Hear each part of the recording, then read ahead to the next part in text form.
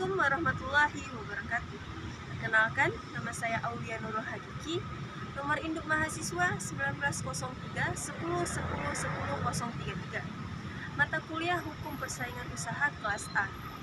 Saya di sini sekarang sudah semester 7 dari Fakultas Hukum Universitas Syahwala. Dosen pengampu Dr. Sriwalni Rahayu, SH MHum CMC. Jadi, tujuan saya membuat video ini adalah untuk memenuhi tugas mata kuliah Hukum Persaingan Usaha kelas A. Jadi, saya di sini mengambil materi tentang monopoli, yang mana monopoli itu diatur dalam Undang-Undang Nomor 5 Tahun 1999 yang terdapat dalam pasal 1/1, yang mana artinya penguasaan atas barang produksi dan atau pemasaran barang dan atau jasa tertentu oleh satu pelaku usaha atau satu kelompok pelaku usaha.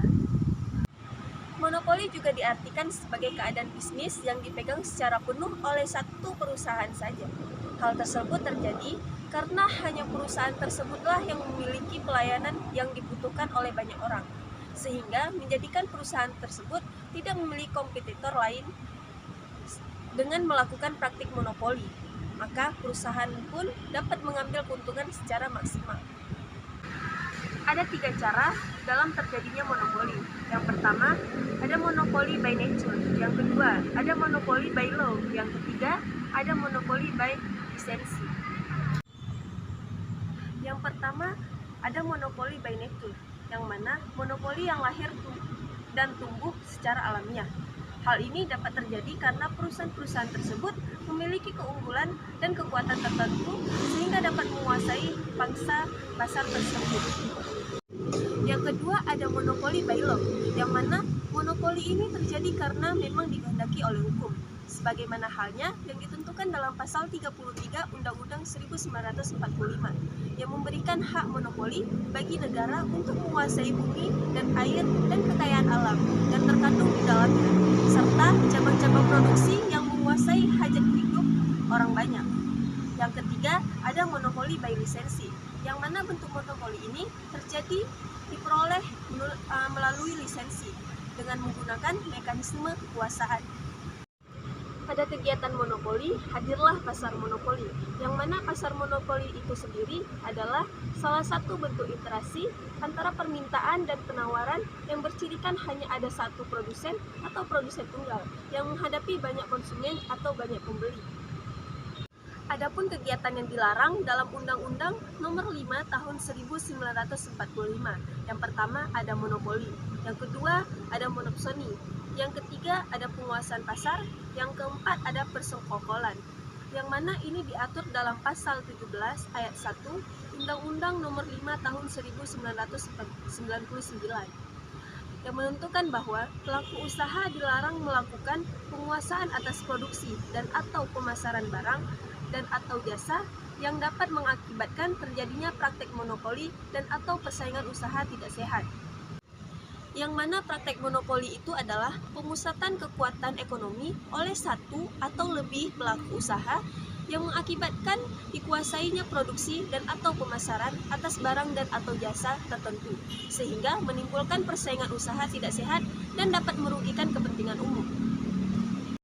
Adapun ciri-ciri monopoli, yang pertama itu hanya terdapat satu pemasok atau satu perusahaan saja. Yang kedua, tidak ada barang pengganti. Yang ketiga, ada price market. Yang keempat, calon pendatang baru akan kesulitan untuk memasuki pasar. Yang kelima, memiliki sedikit anggaran iklan. Yang keenam, menimbulkan ketidakadilan. Karena kegiatan monopoli ini dapat menyebabkan kerugian, maka pemerintah Indonesia pun menerapkan kebijakan khusus agar praktik dari kegiatan monopoli ini tidak terjalan semena-mena oleh pihak yang tidak bertanggung jawab, di mana kegiatan ini diawasi oleh KPPU atau Komisi Pengawasan Persaingan Usaha, yang tugasnya telah diatur dalam Undang-Undang Nomor 5 Tahun 1999 tentang terwujudnya ekonomi nasional yang lebih efisien serta mensejahterakan rakyatnya. Adapun beberapa contoh dari perusahaan monopoli di Indonesia antara lain Pertamina, PLN, dan PDAM, yang mana ketiga perusahaan tersebut menjadi pemasok utama dan satu-satunya bagi bahan bakar, listrik, hingga air bersih untuk kebutuhan masyarakat.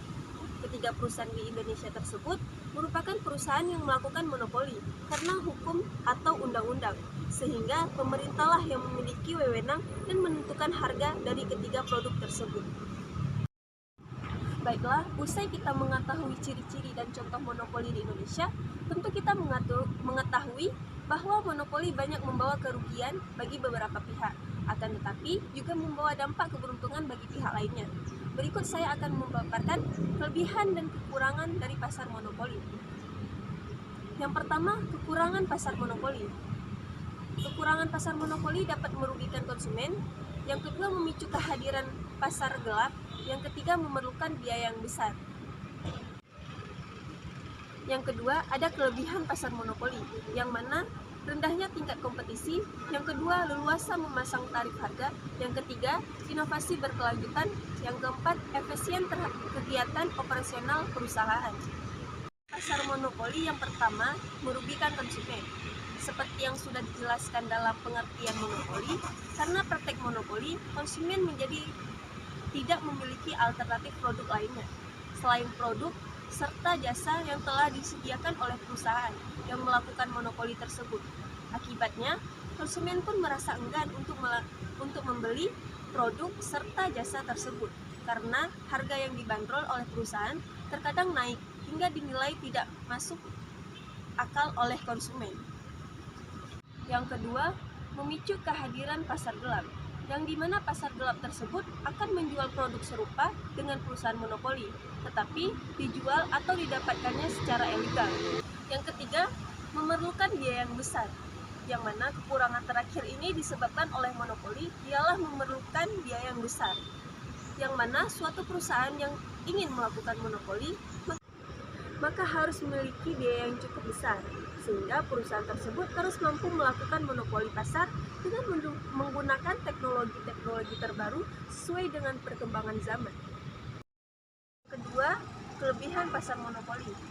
Yang pertama itu ada rendahnya tingkat kompetisi, yang artinya perusahaan yang ada di dalam pasar monopoli memiliki tingkat kompetisi yang cukup rendah atau rendahnya persaingan. Yang kedua, leluasa memasang tarif harga. Karena ia merupakan pemasok satu-satunya, maka perusahaan pun tidak takut kehilangan konsumen, meskipun memberikan harga yang tinggi hingga dinilai tidak masuk akal. Yang ketiga, inovasi berkelanjutan, yang mana perusahaan tersebut akan terus melakukan peningkatan inovasi serta kreativitas agar konsumen merasa tetap puas serta bersikap loyal pada perusahaan. Keempat, efisiensi kegiatan operasional perusahaan, yang mana perusahaan tersebut akan lebih luasa dalam mengembangkan ide maupun inovasi yang dibutuhkan tanpa adanya gangguan dari persaingan lainnya. Ada beberapa alasan yang membuat perusahaan dapat melakukan monopoli. Yang pertama, perusahaan tersebut telah menguasai bahan mentah atau raw material yang dibutuhkan oleh banyak konsumen dan menjadi salah satu bahan pokok yang selalu dicari orang.